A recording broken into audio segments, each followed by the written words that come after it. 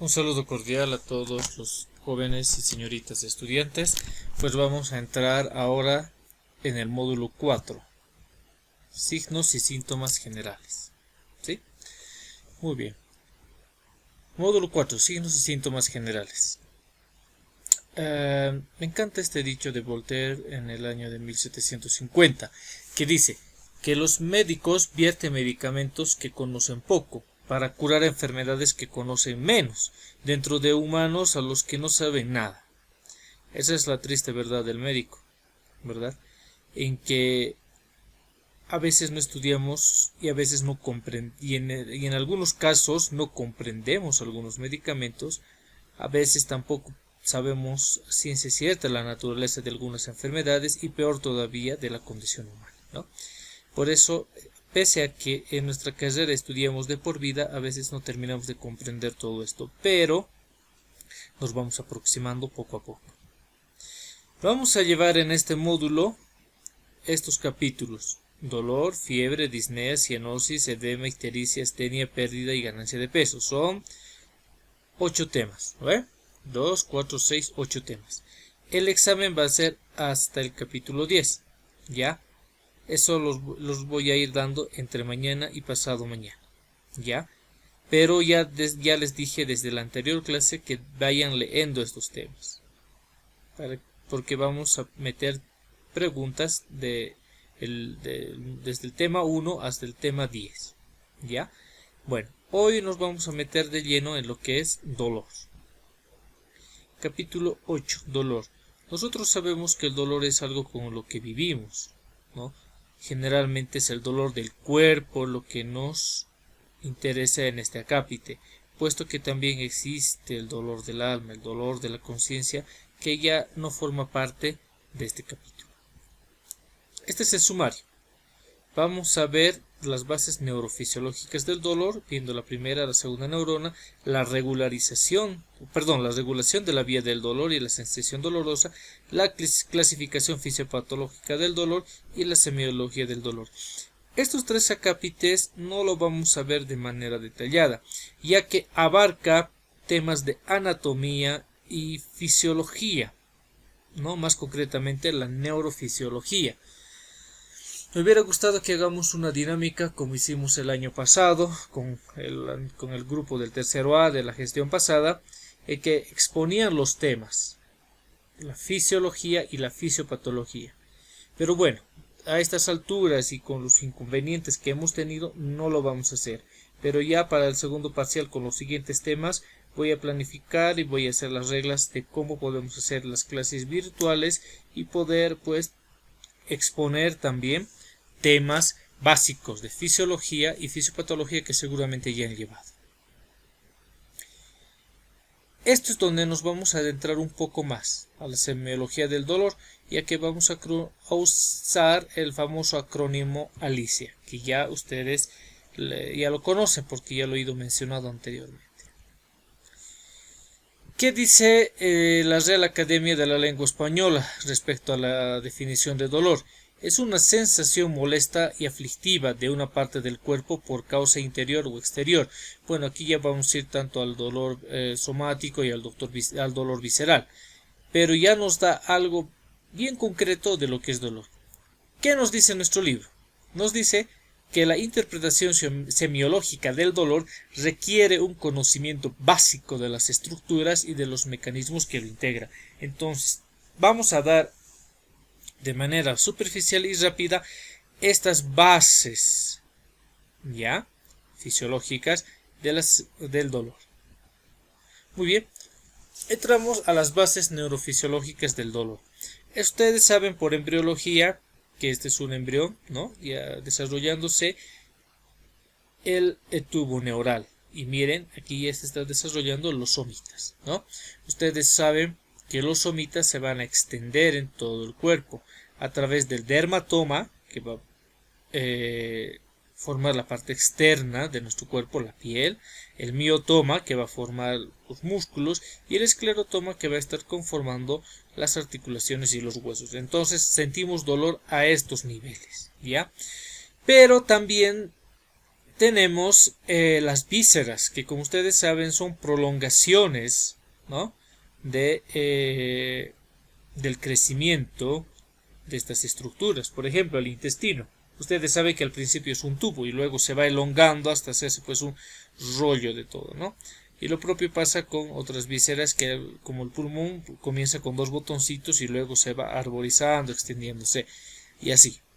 Entonces, lo cual a veces va a ser difícil caracterizar el dolor, ¿no?, de dónde proviene. Y eso lo vamos a llamar dolor referido. Pero bueno, sigamos avanzando.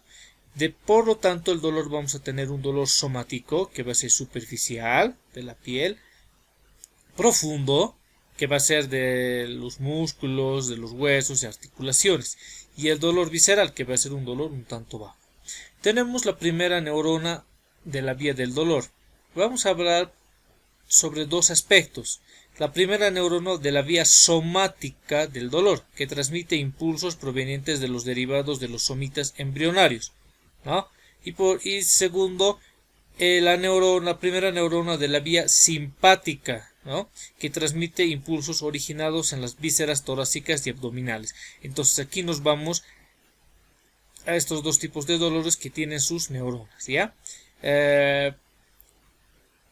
No recuerdo cuando leí un libro de fisiología, cuando era estudiante, que hablaba del dolor transmitido por las vías parasimpáticas, pero actualmente sí, ¿no? Algunos libros ya comentan aquello. Quizás las nuevas ediciones de los libros de fisiología lo pueden corroborar.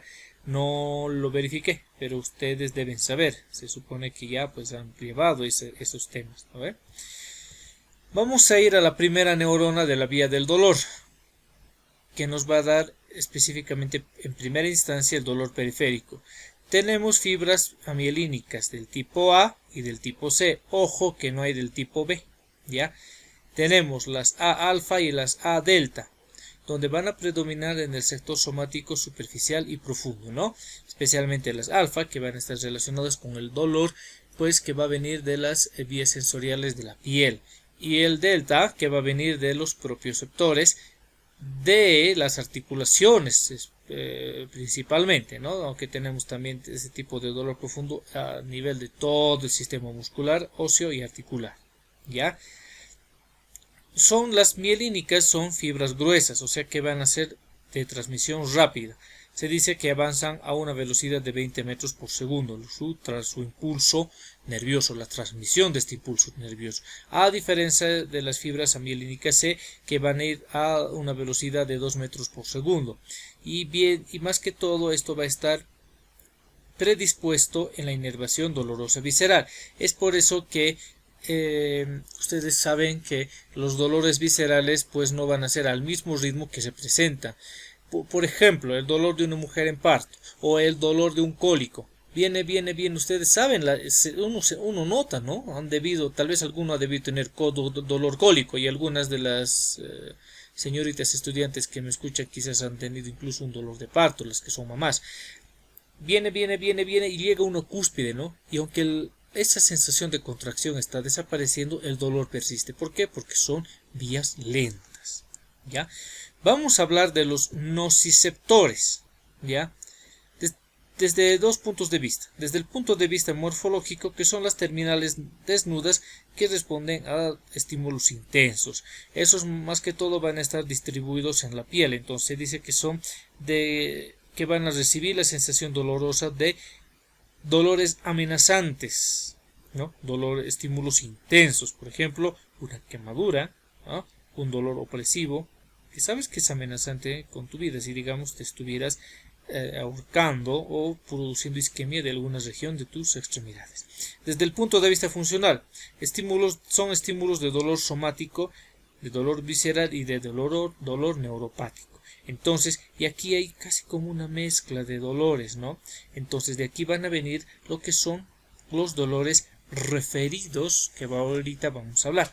Bueno, respecto a la segunda neurona de la vía del dolor, se preguntarán por qué está de otro color, puesto que no lo voy a desarrollar plenamente, ¿ya? Me hubiera encantado desarrollar plenamente este esquema neurofisiológico, pero ya hemos, lastimosamente por diferentes circunstancias ajenas a ustedes, ¿no? O sea, circunstancias mías, nos hemos atrasado bastante. Así que esto va a quedar como algo pendiente para que ustedes lo repasen en fisiopatología del sistema nervioso y también cuando lleven neurología, ¿ya? Entonces, vamos a hablar un poco de lo que es el dolor referido.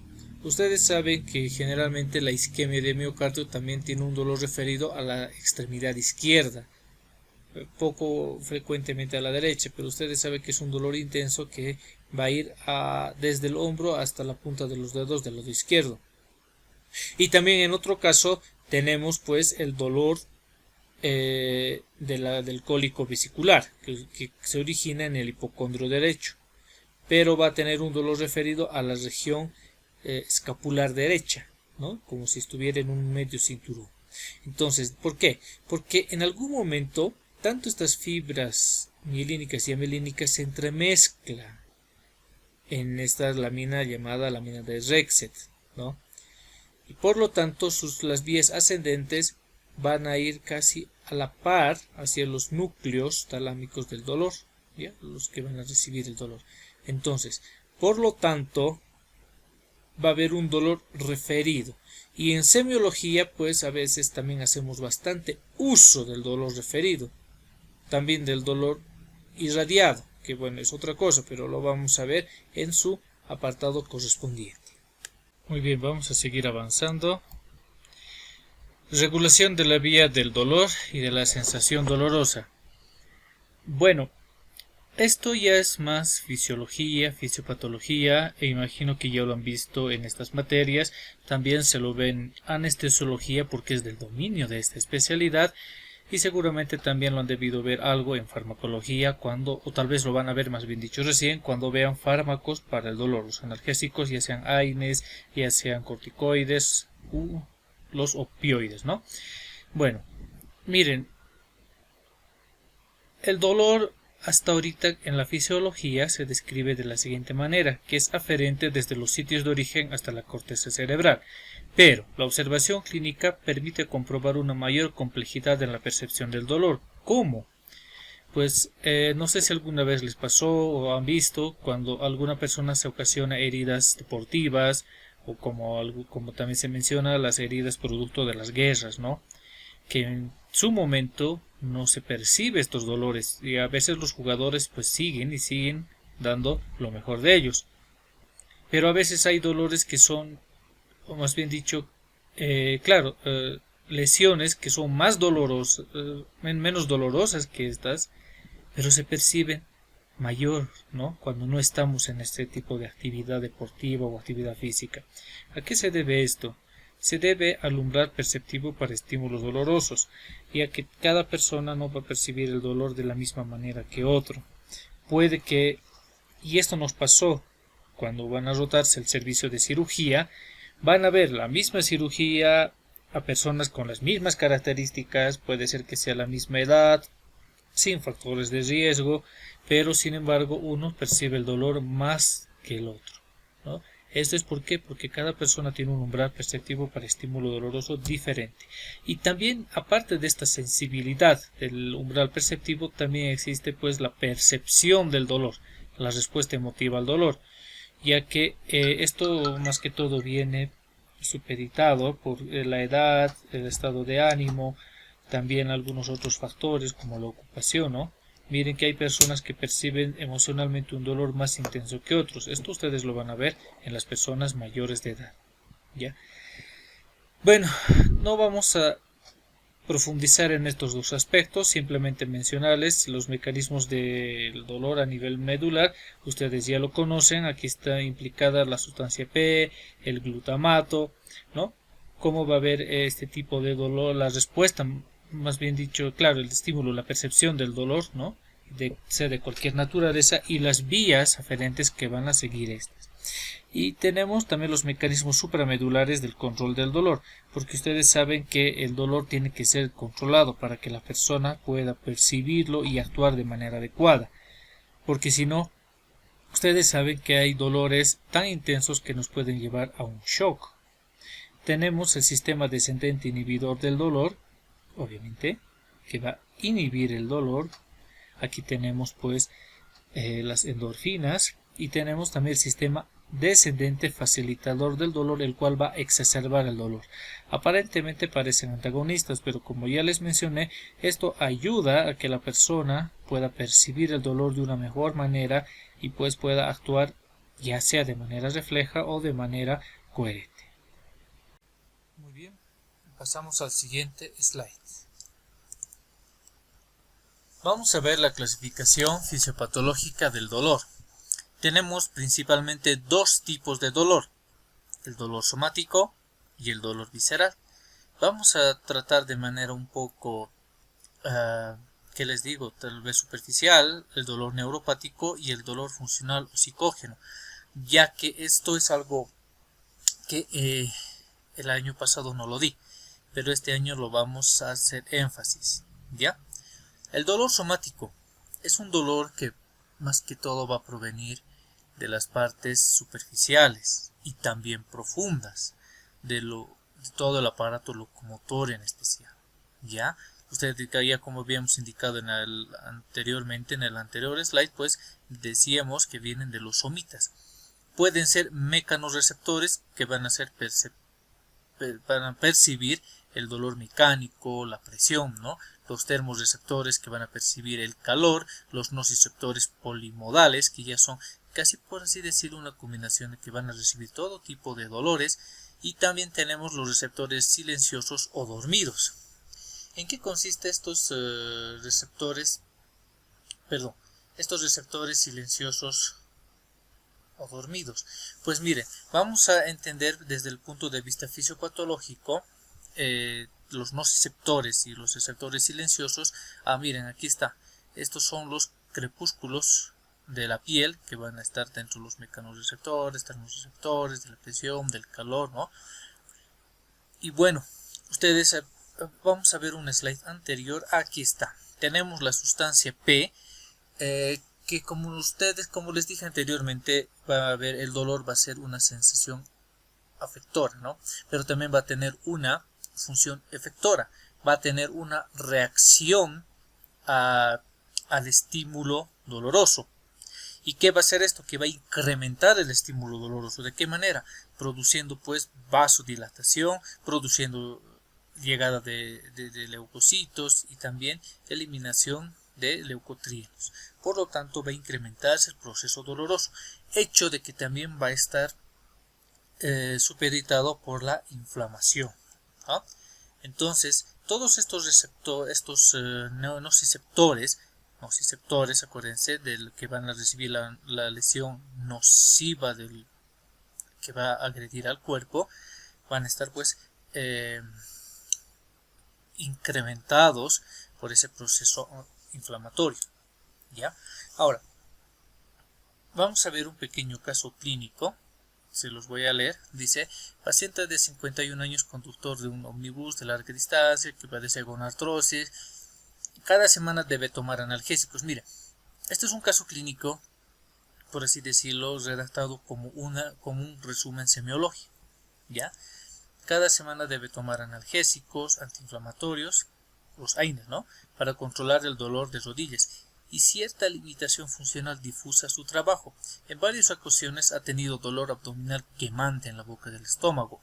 Ya sé lo que están pensando, ¿no? Que controla tomando ranitidina y suspendiendo la ingestión de analgésicos. ¿Ya se dan cuenta más o menos de qué se está tratando esta situación? Ya. 4 días antes de la consulta, el paciente observó que la rodilla derecha estaba tumefacta, enrojecida, más caliente que la izquierda y le dolía mucho, más que habitualmente, sobre todo al moverla o palparla suavemente. Alarmado, recurrió a su médico, quien al examen constató que además de los signos inflamatorios locales de la rodilla, el paciente tenía una fiebre de 38. ¿A qué nos podemos encontrar con este paciente? ¿A qué cuadro puede pertenecer? ¿Qué tipos de dolor se evidencian? Pues vamos a ver 3 cosas. Primeramente, el paciente tiene una gonartrosis. A ver, lo vamos a subrayar. Aquí está. El paciente tiene una gonartrosis. Toma AINES, ¿no? Por lo tanto, también ha desarrollado una gastritis medicamentosa, ¿no? Este dolor abdominal, como ya nos estamos dando cuenta, es un dolor de tipo visceral, ¿ya? Probablemente vinculado con efectos adversos de los AINES, ¿ya? Ahora, este dolor de gonartrosis, como hemos dicho, ya es de larga data. Ahora, hay un detalle importante: la rodilla izquierda está más tumefacta, enrojecida y más caliente que la izquierda. ¿Ante qué patología nos podemos encontrar? Argumentando que también tiene una fiebre, una artritis séptica, ¿no ve? Entonces, este paciente también ha cursado con un proceso inflamatorio, y miren, estos nociceptores polimodales han tenido que actuar ahí. Por eso es que está mucho más sensible la rodilla derecha que la rodilla izquierda. Muy bien, vamos ahora al dolor visceral.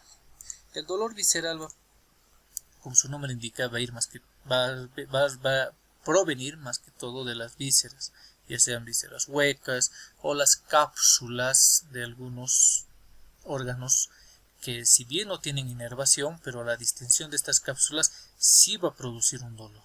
Tenemos el dolor del tipo de la distensión, de la isquemia y de la inflamación. De la distensión tenemos el clásico dolor cólico. Como ustedes ven, el cólico abdominal. ¿Quiénes no lo han tenido? Las señoritas han tenido el dolor tipo cólico en las menstruaciones, ¿no? Por la contracción del útero. Entonces, y también miren, el dolor de la vesícula también está aquí. Entonces, este tipo de dolor va a ser por la distensión de su cápsula. Y ustedes saben que también hay órganos que no duele, por ejemplo el hígado, el pulmón no duele, a no ser que haya producido la distensión y un proceso inflamatorio o tal vez hasta isquémico destructivo, necrótico puede ser, haya causado una distensión de la cápsula, ¿no? Por ejemplo, la cápsula de Gleason en el caso del hígado. Ahora vámonos a la isquemia. También va a producir dolor. Ustedes hemos visto clásicamente el dolor de la isquemia de miocardio, que eso produce un dolor tipo anginoso, ¿ya? Y la inflamación, si bien hay un ejemplo que cuando un paciente está despierto y se le está operando del apéndice, cuando se le toca el apéndice sana, indican que no hay dolor. ¿Por qué? Porque no está siendo distendido. Pero cuando esto ha llegado a un flemón o a un absceso, pues va a sufrir de dolor. ¿Por qué? También por la acción de estos nociceptores que también están aquí, ¿no? Tenemos un caso clínico al respecto. Miren, es un paciente de 82 años que es traído a la guardia por presentar un dolor abdominal difuso de 24 horas de evolución. El cuadro comenzó bruscamente con dolor continuo y evolucionó con gran repercusión general, ansiedad, fiebre, temperatura de 38 grados centígrados. Esto lo marcaremos, una temperatura elevadísima, ¿no? Muy bien, vamos a marcarlo de otro color. Aquí está. Hipotensión arterial, tensión habitual es de 140/85, es hipertenso. Bueno, podría decirse que es una presión arterial normal alta a esta edad, ¿ya? Una taquicardia de 125 latidos por minuto, extremidades frías y livianas. Al examen del abdomen se evidenció ligera distensión abdominal, aumento difuso de la tensión parietal. Ya se puede imaginar de qué se trata. Sin contractura. La palpación profunda y la descompensación brusca eran dolorosas. Los 9 cuadrantes y había ausencia de ruidos hidroaéreos. Interesante, los 9 cuadrantes dolorosos. Este paciente tiene antecedentes de diabetes tipo 2, medicada con hipoglucemiantes orales, posiblemente metformina, glibenclamida. Claudicación intermitente, que es una alteración de la vasculatura, ¿no? Y miembros inferiores, de 5 años de evolución, y un infarto agudo de miocardio. Tiene muchos factores de riesgo y antecedentes, ¿no? Este señor de la tercera edad, hace 10 años, desde hace 6 meses presenta un dolor abdominal postprandial localizado en el centro del abdomen, de dolor de tipo continuo y que se resuelve espontáneamente al correr de los minutos, o sea que se resuelve en minutos. ¿Qué caso clínico puede presentar este paciente? ¿Qué antecedentes son relevantes? Ya lo hemos subrayado los antecedentes. ¿Cuál será la etiología de este dolor postprandial? Algo interesante, ¿no? El dolor postprandial que nos refería, ¿no? ¿Y cuál es la etiología del cuadro actual? Bueno, este paciente, como tiene un cuadro evolutivo corto, 24 horas, se me pasó la mano, por tratarse de un paciente diabético, ahí está un antecedente, con compromiso panvascular. Entonces, mire, ustedes saben que la diabetes va a ocasionar complicaciones crónicas, ya sean microvasculares o macrovasculares. En esta ocasión, este paciente tiene alteraciones macrovasculares, un infarto de miocardio, claudicación intermitente, y dolor postprandial que se debe posiblemente a una isquemia mesentérica. ¿Ya? El cuadro actual se debe a la evolución de su patología previa por trombosis mesentérica y necrosis intestinal y un cuadro inflamatorio agudo del peritoneo, posiblemente una peritonitis generalizada, ¿no? Entonces, ¿qué vas a hacer ante un paciente como este? Pues hospitalizarlo. Y bueno, ya pues el servicio de cirugía se encargará del paciente. Vamos a ver algunas diferencias. Este cuadrito, bueno, me quedó un poco rayado la pizarra. Vamos a ver cómo lo podemos borrar. Ahí está. Muy bien. Ahora sí. Por cierto, algunas preguntas van a salir de este cuadro. Como vemos la diferencia, ya les había indicado la diferencia entre un dolor somático y visceral. ¿Qué fibras predominan? Mielínicas y amielínicas. ¿Cuál es la característica del dolor? No les había mencionado esto, pero puede ser importante para poder diagnosticar al paciente. Un dolor urente, vago y tardío. Miren que generalmente esto pasa en las vísceras, más que en la musculatura o en el aparato locomotor. Los límites aquí sí son bien precisos, y aquí les había dicho imprecisos. Incluso puede haber los dolores referidos, ¿ya? En los mecanismos generadores son el dolor somático, traumatismo, temperaturas extremas, inflamación. Aquí ya habíamos dicho estas tres características: distensión, isquemia e inflamación. Bueno, vamos al dolor neuropático. Esto no estaba en los temas del año pasado, puesto que el libro no lo contemplaba, pero ya les había mencionado algo de manera rápida. Ahora vamos a verlo un poquito más detallado, ¿ya? Bueno, el dolor neuropático va a tener una repercusión psicológica, ¿no? Y bueno, aquí viene el famoso dolor fantasma. Seguramente ustedes que tanto ven la televisión han debido ver el Dr. House, de un paciente que tiene un miembro fantasma, ¿no? Que le duele a pesar de que ya le habían amputado el antebrazo y la mano. Han debido ver ese capítulo. Pero vamos a ver algunas características del dolor neuropático. Ojo, de aquí también voy a sacar una pregunta. El dolor neuropático, vamos a subrayar las partes más importantes. Mire, puede ser permanente o intermitente, ¿ya? Puesto de que la lesión ya no existe, pero puede existir el dolor.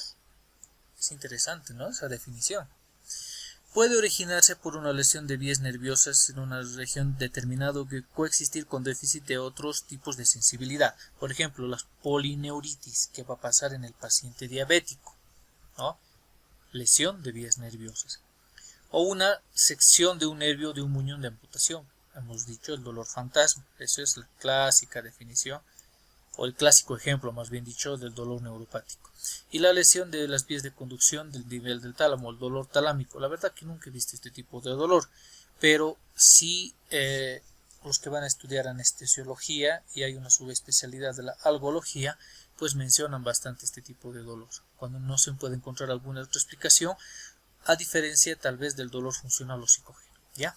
Y tenemos pues dolores de los neurálgicos, por ejemplo la neuralgia del trigémino, que va a ser desproporcionada a la intensidad del dolor, porque imagínense, es un pequeño estímulo pero que va a producir una gran intensidad de dolor, ¿ya? Entonces, la estructura nerviosa se activa de forma espontánea y no requiere participación del estímulo externo. Lo que les dije, el dolor puede existir, pero la lesión ya no existe, ¿ya? Miren, no hay lesión tisular. Y miren, la topografía no siempre respeta la distribución anatómica conocida, y eso me pasa con pacientes que tienen una neuritis postherpética en la que el dolor se ha extendido más allá de lo que eran las lesiones, ¿no? ¿Ya? Miren, también va a participar el sistema nervioso simpático, ya habíamos indicado cómo su participación, puede conducir a trastornos tróficos importantes. Esta distrofia simpática refleja o el síndrome de Sudeck pues es algo complejo, ¿ya? Creí haber visto en un paciente, pero el neurólogo me lo ha descartado, ¿ya? Porque era un paciente que tenía dolor por aquí y por allá y había trastornos tróficos importantes en la piel. Ahora mire, puede estar acompañado por sensaciones anómalas. La alodinia. ¿Qué es la alodinia? Vamos a recordar un poco las definiciones de la alodinia, ¿ya?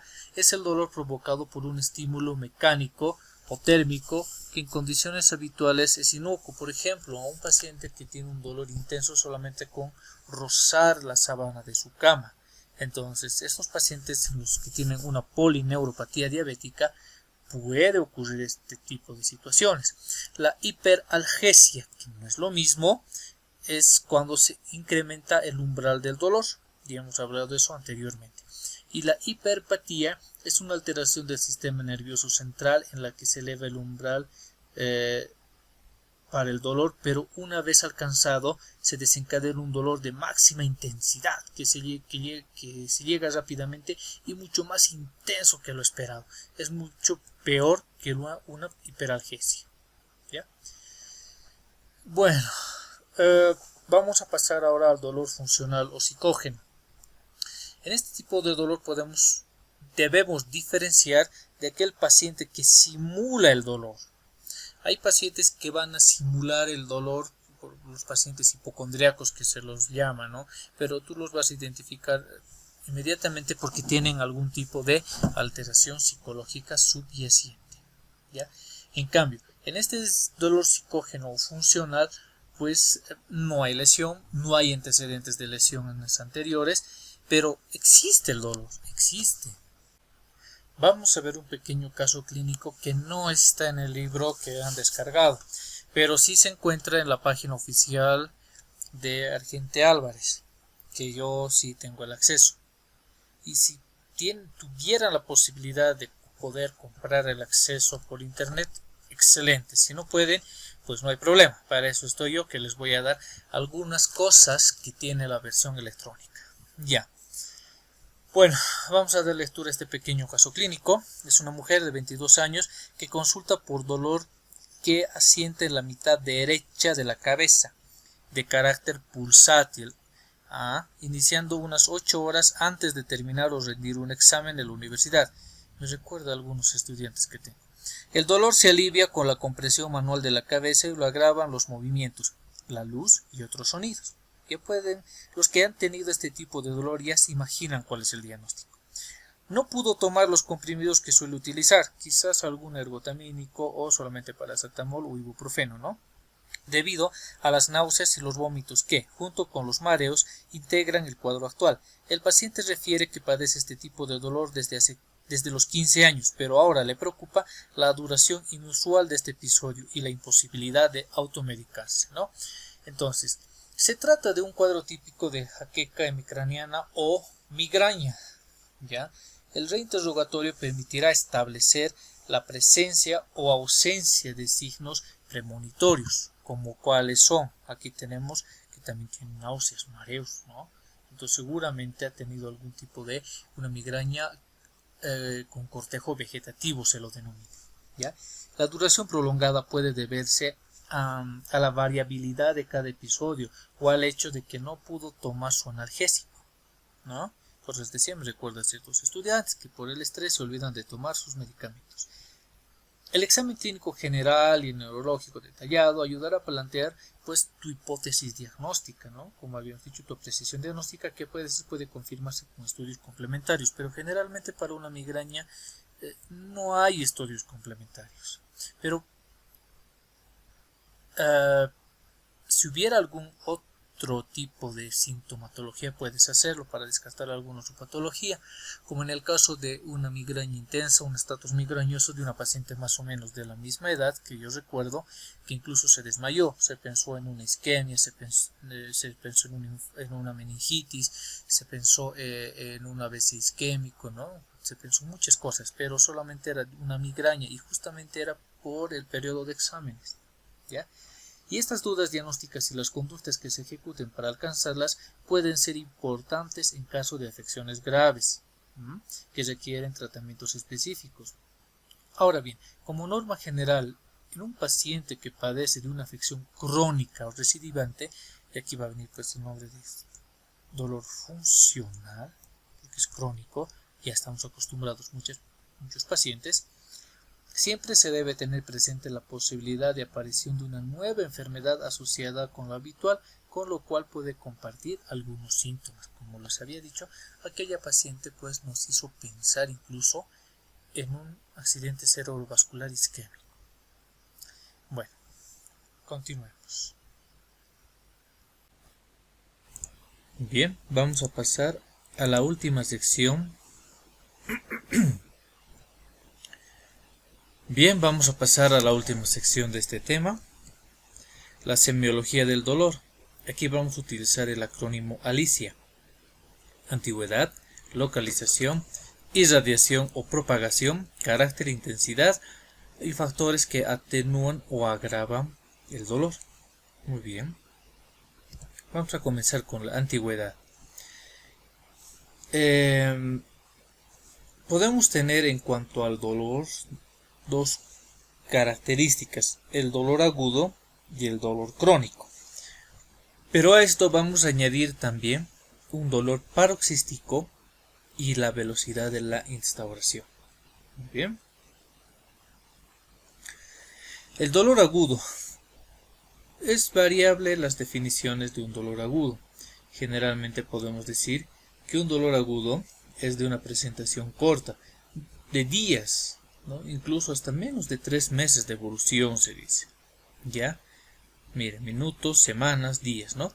Las circunstancias generalmente son claras. El paciente te dice: me duele el dedo meñique de la mano derecha. ¿Por qué? Porque se golpeó, se cayó, algo. Son clarísimas, no hay donde perderse. Y son acompañadas de fenómenos, pueden ir acompañadas de fenómenos autonómicos. ¿Cuáles son esos fenómenos autonómicos? Taquicardia, vasoconstricción, hipertensión, etcétera, ¿no? Que va a ser característico de un dolor agudo. Ahora, también existe el dolor paroxístico, que puede ser recidivante o no. Son dolores más o menos intensos, de comienzo y terminación súbitos, intercalados con periodos de duración variable libres de enfermedad, ¿no? Por ejemplo, hace rato mencionábamos a la migraña, que puede haber unos largos periodos en que no haya migraña, pero cuando se presenta puede ser intensa. El dolor crónico puede ser duración de meses, ¿no? Se dice que algunos definen incluso a partir de los 3 meses. ¿Ya? No suele tener unas causas evidentes o inmediatas. Puede que el paciente no recuerde exactamente por qué vino ese dolor. Simplemente refiere que ahí está el dolor. Aquí vemos una imagen de un dolor lumbar. Eso vamos a ver en gente que trabaja en cultivos, trabajan en la minería. Ellos van a decir esta frase: siempre he tenido este dolor, o desde antes, ¿no? No están acompañadas de fenómenos autonómicos, como habíamos dicho, la vasoconstricción, la taquicardia, o la hipertensión, o la intranquilidad. Generalmente tiene un componente psíquico, ¿no? Ya habíamos visto las características del dolor neuropático. Ahora, según la velocidad de instauración, vamos a tener una instauración súbita, ¿no? En pacientes con un dolor agudo, donde va a existir mecanismos. Mire, si es un dolor de instalación súbita, puede haber mecanismos vasculares o rotura de víscera. Si es un dolor de cabeza, como les digo, una migraña, como las que hemos descrito, no hay donde perderse. Pero si es un paciente que no tiene antecedentes de migrañas, son migrañas leves, pero viene con un dolor súbito, intenso, de minutos de evolución, pueden pensar en mecanismos vasculares, en la meninges. ¿Ya? O si viene con un dolor intenso en el abdomen, podemos pensar en la rotura de una víscera. Si la instauración es gradual, minutos, semanas o días, como les decía, puede ser producto de inflamaciones o lesiones degenerativas o tumores, caso de la avanzada edad o tumores si es que fuera un dolor sordo. Enseguida vamos a ver las características del dolor. Pasamos a la localización. Bueno, aquí ya pues vemos las metámeras. Ya hemos un poquito hecho, vamos a usar eso de las metámeras en cierta medida, pero también vamos a usar estas regiones.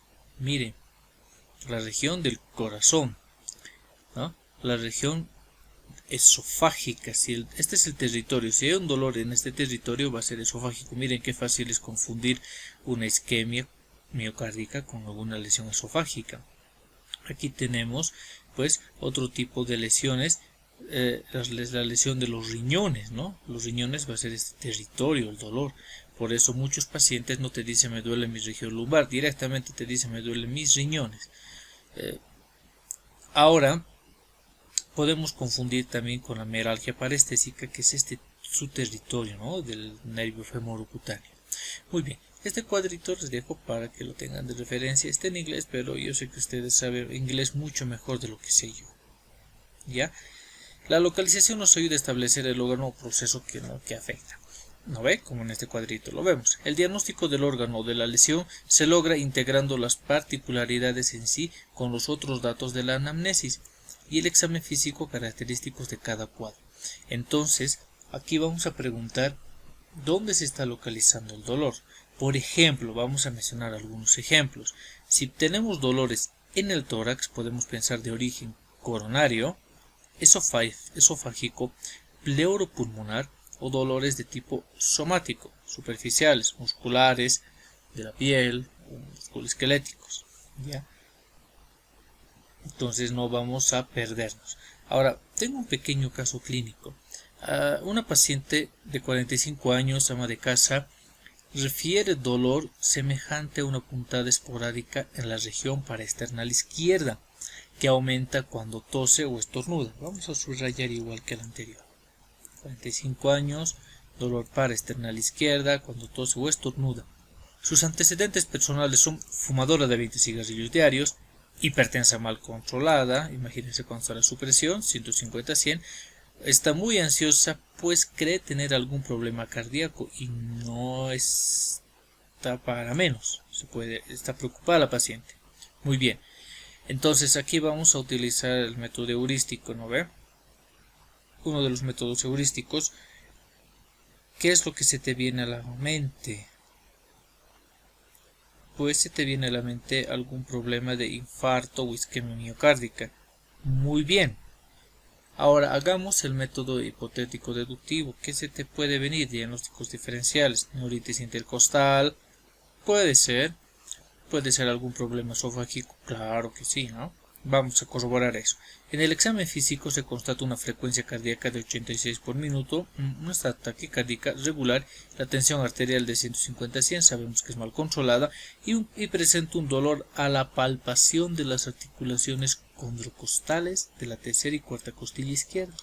Y el resto del examen físico es normal. Incluso podemos haber pedido un electrocardiograma. ¿Ve? A pesar de los importantes factores de riesgo cardiovasculares, como ya habíamos mencionado, el tabaquismo, la hipertensión arterial, etcétera, etcétera, las características del dolor y su reproducción con la palpación, ya podemos pensar de que se trata de un dolor somático, porque son dolores a nivel de las articulaciones condrocostales. Además del tratamiento específico del problema y de tranquilizar a la paciente explicándole que el origen no es cardíaco, no es cardíaco, fíjate, se debe aprovechar la consulta para aconsejar sobre la necesidad de controlar sus factores de riesgo cardiovascular. Ahora, esto solamente a la anamnesis y la exploración física. Podríamos haber pedido un electrocardiograma. Y si está normal el electrocardiograma, pues olvídate de un problema cardíaco. Y eso me pasó muchas veces. El electrocardiograma ha sido para descartar aquello y le cité al día siguiente a esta paciente. Bueno, no tenía 45, tenía casi 60 años. Y bueno, evidenciamos de que no era un problema cardíaco. Muy bien. Vamos a seguir con nuestros ejemplos. Vamos a borrar esto. El abdomen, ¿no? Miren, vamos a hablar de localizaciones en el abdomen. Podemos tener un dolor visceral y un dolor parietal. A veces estos dolores se confunden en el abdomen. Por eso es que los cirujanos dicen que el abdomen es una caja de Pandoras. Incluso dicen que todo abdomen es quirúrgico hasta que no se demuestre lo contrario. Muchos cirujanos dicen aquello. ¿Por qué? Porque qué tal si te viene un dolor visceral de perforación de víscera hueca, y qué tal si ha hecho una peritonitis. A la palpación va a haber una reacción de la pared abdominal. Ahora, otro ejemplo. Por ahí viene solamente una paciente que tal vez ha sufrido una contusión en la pared abdominal y por la intensidad del dolor, como decimos vulgarmente, viene doblada a dos. Pero el examen semiológico tú no encuentras nada de lesión visceral, solamente un dolor parietal. Claro ejemplo les puedo contar de una paciente de más o menos 80 años que viene con un dolor abdominal. El dolor lo describe como un dolor quemante en hipogastrio. Algo no cuadra bien. El médico X piensa que es una gastritis, le da la ranitidina, sí, y dice que vaya a su médico de zona. 3 días después viene a mi consultorio y la paciente sigue diciendo que le duele, que le arde en la región del hipogastrio y el mesogastrio. Pero es raro que ese dolor no haya cedido a la ranitidina, y es más raro la localización del dolor. A la exploración física vemos una lesión parietal. Era una micosis que se estaba infectando. Vamos a ver otro caso clínico.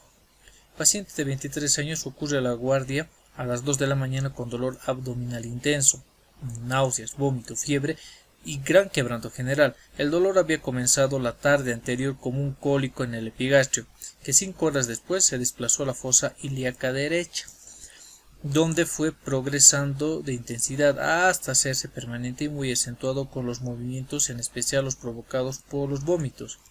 Tú que ya has leído la tarea acerca de la apendicitis, ya te puedes dar cuenta más o menos de qué se trata. ¿A ver?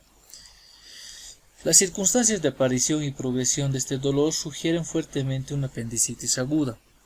Podríamos haber utilizado el PAS, podríamos haber utilizado los criterios de Alvarado, pero aquí no tenemos muchos datos, solamente estos. Y con estos datos, a ver, nos podemos desafiar a que realmente se trata de una apendicitis, porque el dolor ha migrado, ¿no ve? Y puede ser por un compromiso, y el dolor también puede ser por un compromiso del peritoneo parietal, que provocó un dolor somático, precisamente localizado y que exacerba con los movimientos provocados por el vómito.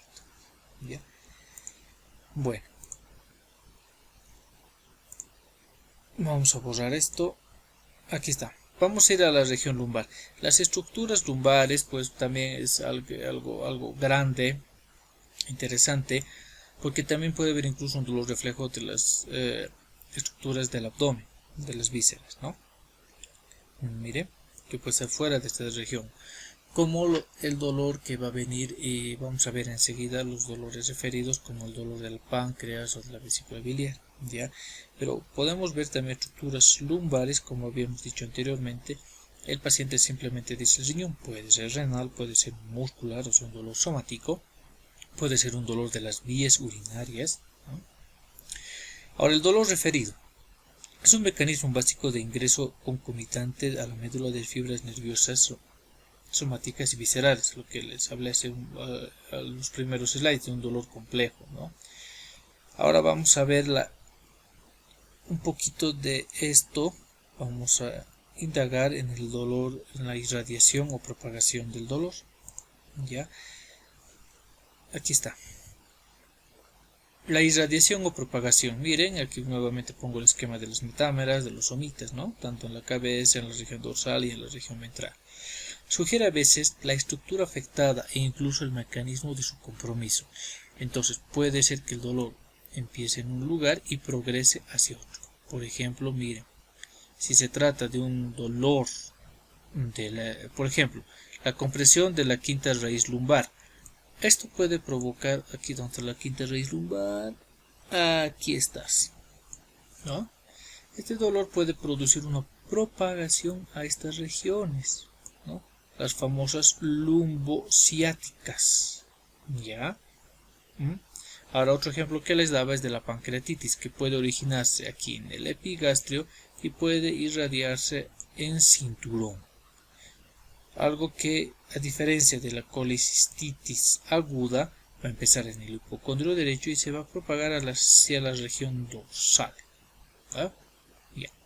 Hay que diferenciar los dolores propagados de aquellos que se desplazan señalando la progresión de una noxa. Como hace rato indicábamos en el anterior ejemplo, era la progresión del dolor. O puede ser un dolor transfixiante que viene desde esta región hasta los genitales, propio de un cólico renal. ¿Ya? Muy bien, seguiremos. El carácter puede definirse como el conjunto de rasgos o circunstancias con que se da a conocer una cosa que la distingue de los demás.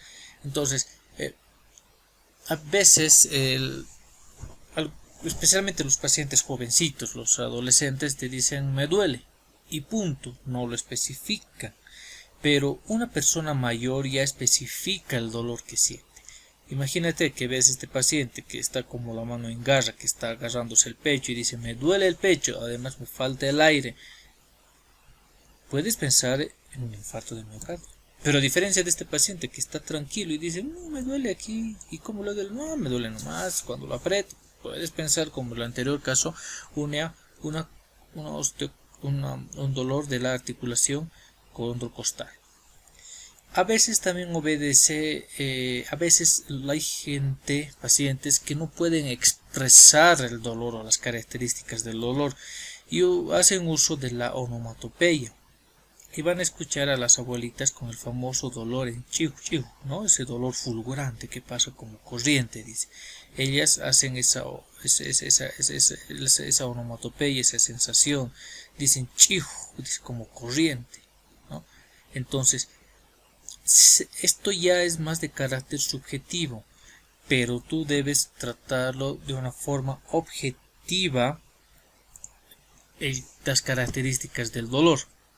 Ya, vamos a mencionar un poco que es un dolor como lanza, como si te atravesara un cuchillo, es un dolor lancinante o empuntado. Si parece que te quemara es un dolor urente o quemante. Si te apretara es un dolor constrictivo o opresivo. Si sientes que te atraviesa de un lado a otro es un dolor transfixiante, que viene de un lado a otro, ¿no? ¿Ya? Pero si es un dolor molestoso pero prolongado y descansa intensidad, incluso a veces inespecífico, es un dolor sordo. Pero si el contrario fuera instantáneo y agudo, intenso, es un dolor exquisito. Si es un dolor como si fuera una descarga eléctrica, ¿no? Sería un dolor fulgurante. No se olviden del famoso chiu chiu de las abuelitas. Ahora, si fuera un dolor como una sensación de que algo se rompe, ya sea en tus extremidades o dentro del abdomen o del tórax, puede ser un dolor desgarrante. Si es un dolor como un taladro, se llama terebrante o taladrante. Si es un dolor como si estuviera como una sensación de latidos, es un dolor pulsátil. Ahora, si es un dolor que aparenta un retorcijón, es un cólico. Y si es un dolor que como te pesara, ¿no? Es un dolor gravativo, como si algo te pesara. ¿Ya? Les he dado más o menos la definición a la característica de lo que habla el paciente y lo que es el término médico. Un ejemplo, ya les he dado esto, ¿no? Si dice el paciente, esta abuelita dice, siento así como chiu chiu de mis manos, te va a decir, desde mi hombro hasta mi dedo. Tú no vas a poner eso en la historia clínica, paciente refiere un dolor chiu chiu. No, vas a poner todo paciente refiere un dolor fulgurante desde el hombro hasta los dedos. Tu diagnóstico puede ser una polioneuritis. Ten en cuenta que solamente son ejemplos, ¿ya? Ahora, de aquí va a salir para el examen también. ¿Alguna pregunta? ¿Ya? Muy bien, continuaremos. Ahora, la intensidad del dolor, esto ya es más subjetivo y un poco más conflictivo tratarlo. Miren esta imagen, la enfermera dice, claro, todos dicen que es urgente, ¿no? O sea que para ella todos somos exagerados, está renegando la enfermera. Todos somos exagerados, pero ten en cuenta que aquí viene un paciente echado, flechado, cuchillado, baleado y demás cosas, ¿no? Y además está sangrando. La cuantificación del dolor es un problema común en varias disciplinas. Como les dije, existe el famoso umbral del dolor.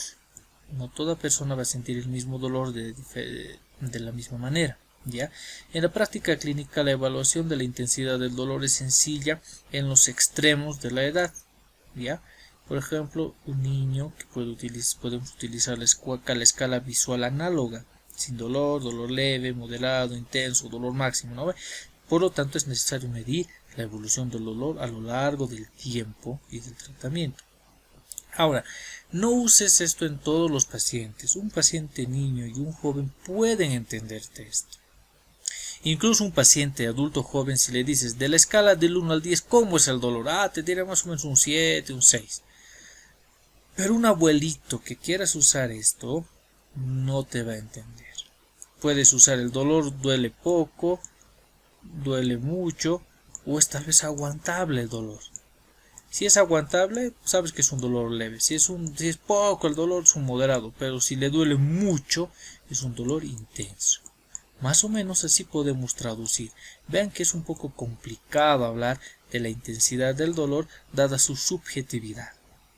Ahora, también puedes comparar la intensidad del dolor o el carácter del dolor. Muchos pacientes te dicen, me duele como dolor de hueso. Ahora sí, ¿cómo será un dolor de hueso? ¿No? A veces de forma indirecta. Por ejemplo, con la calidad de sueño. Tú puedes decirle, este dolor le deja dormir, te puede decir, no, duermo nomás, pero en el día me duele. O lo contrario, no, ni me deja dormir, es intenso el dolor, no, por eso he venido a las 2 de la mañana, te va a decir. O si hay alguna alteración del apetito o con las actividades básicas de la vida diaria. Si puedes realizar sus actividades de la vida diaria, puede tratarse de un dolor leve, pero si le perjudica y no puede hacer nada de nada, es un dolor intenso. ¿Sí? Muy bien, vamos a borrar todos estos mis rayados. Por último, vamos a terminar con la atenuación o agravación del dolor. Son datos valiosos que pueden aportar la anamnesis cuando se encuentra con una hipótesis diagnóstica bien orientada. Recuerden que con la anamnesis vamos a llegar al 50% del diagnóstico, generalmente para corroborarlo, rara vez para descartarlo. Pues descartamos los diagnósticos probables o diferenciales diagnósticos diferenciales, y aquí el diagnóstico probable es el que va a prevalecer. Ejemplo, es una cefalea que sigue de forma sistemática la forma de una medicación cardiológica. Dice, no, cada vez que tomo esa píldora me duele la cabeza. Es un ejemplo de medicación cardiológica, pero puede haber un montón de medicamentos. Puedes relacionar que se está agravando por esta medicación. Otro, un dolor poliarticular al despertar que cede rápidamente al iniciar la actividad. Entonces lo está atenuando la actividad física a este dolor. Ya puedes pensar en una artritis reumatoide quizás. 3. Una epigastralgia urente propagada hacia arriba con llegada esporádica de un líquido ácido en la faringe. Entonces, puedes pensar en un reflujo gastroesofágico, ¿verdad? 4. Maniobras de provocación. Cuando hay pacientes que, miren, va la casualidad. Viene un paciente y le digo, tome asiento, no puedo sentarme. ¿Por qué? Me duele la cola cuando me siento. ¿Qué habrá pasado? Tal vez se ha caído, tal vez tiene una lesión de la coxis, o es una lumbociática intensa. Incluso las maniobras de Valsalva podemos hacer, u otro tipo de maniobras para provocar y reproducir el dolor, agravación. Por último, evaluar la actitud del paciente que tiene dolor. Como les dije en el anterior gráfico, puede ser que el paciente tenga una actitud tranquila, ¿no? O puede ser que sea un paciente inquieto. Tenía un paciente un poco inquieto que era, ¿qué les digo? Un paciente parecía esquizofrénico, ¿no? Siempre estaba rascándose, pero cuando hablamos bien con él, aparte que era hipoacústico, me costó comunicarme con ese paciente, pero lo hacemos desvestir y había unas lesiones múltiples en su cuerpo, ¿no? Él decía que era alergia, pero no era alergia, era una psoriasis intensa. Y ahora entendí la actitud de ese paciente. Ahora, para terminar, tenemos que evaluar cuidadosamente los signos y síntomas acompañantes del dolor. ¿Ya? Entonces, no se olviden aquí otro detalle. La A puede ser de atenuación, agravación o síntoma acompañante. Por experiencia les digo que es importante ver el signo acompañante que viene con el dolor. ¿Ya?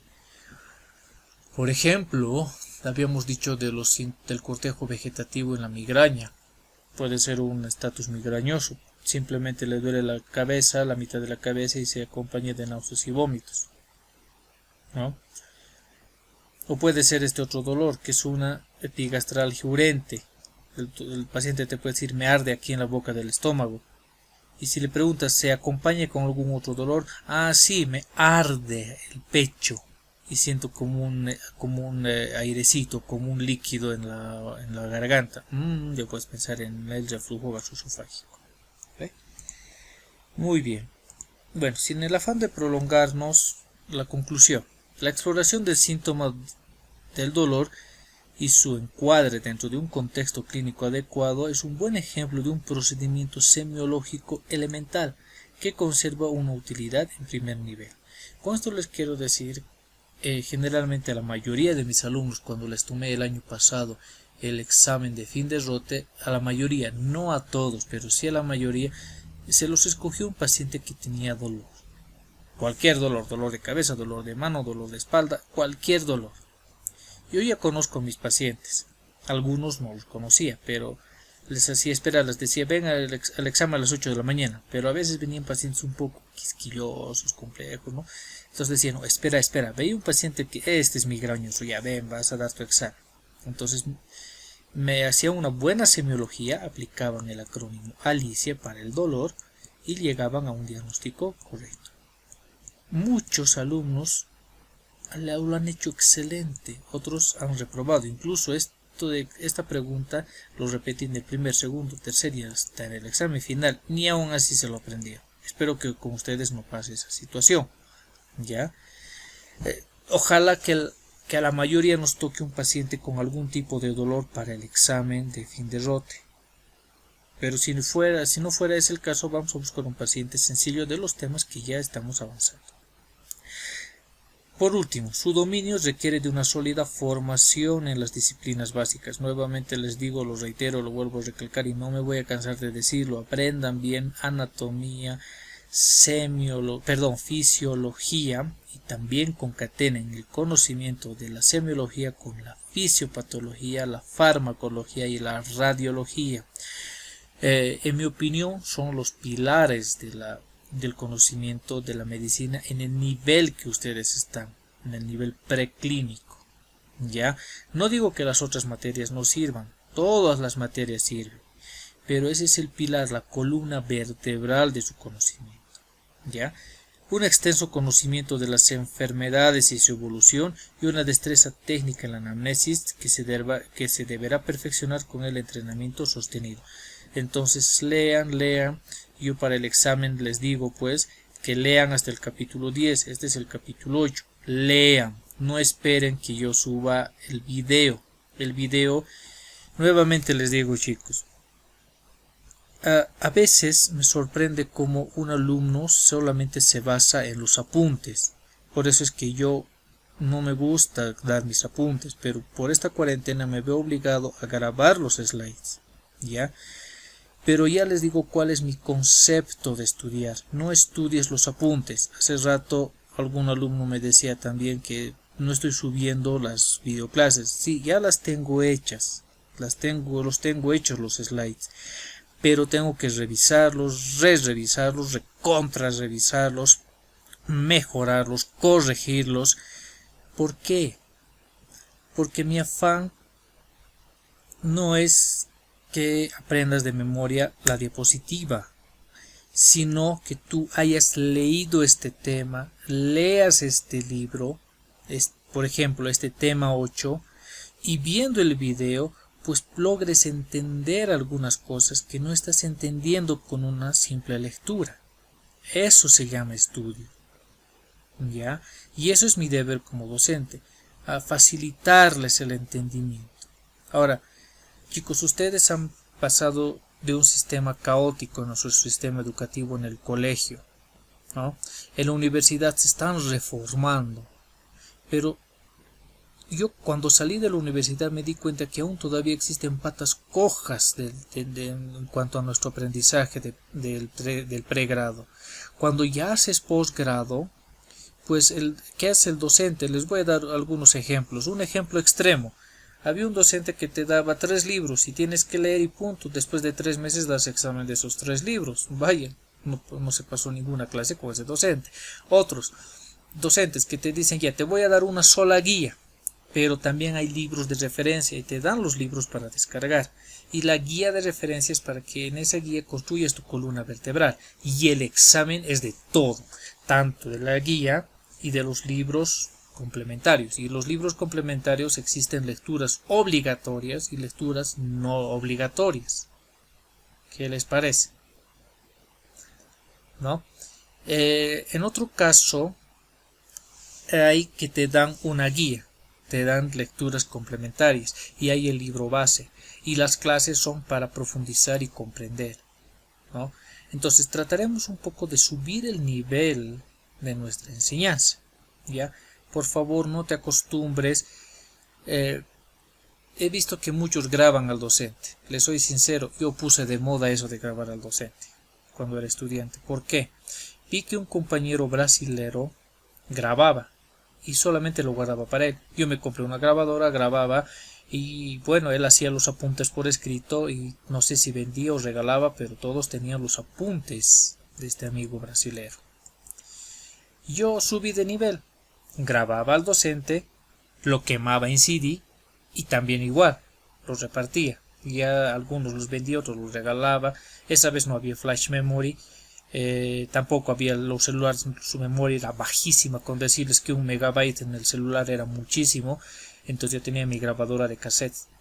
Entonces mis CDs, pues de lo que grabé los docentes fue por toda la carrera y no sé por cuántas generaciones. Entonces después ya que salí e hice las maestrías me di cuenta que eso estaba mal, porque nos fomentaban, o yo fomentaba y nos fomentábamos como estudiantes solamente a estudiar lo grabado, los apuntes, y eso está mal. Muchos de mis docentes decían, lean los libros, ¿dónde está? Lean. Y yo les digo que eso es lo mejor, lean, ¿ya? Muy bien.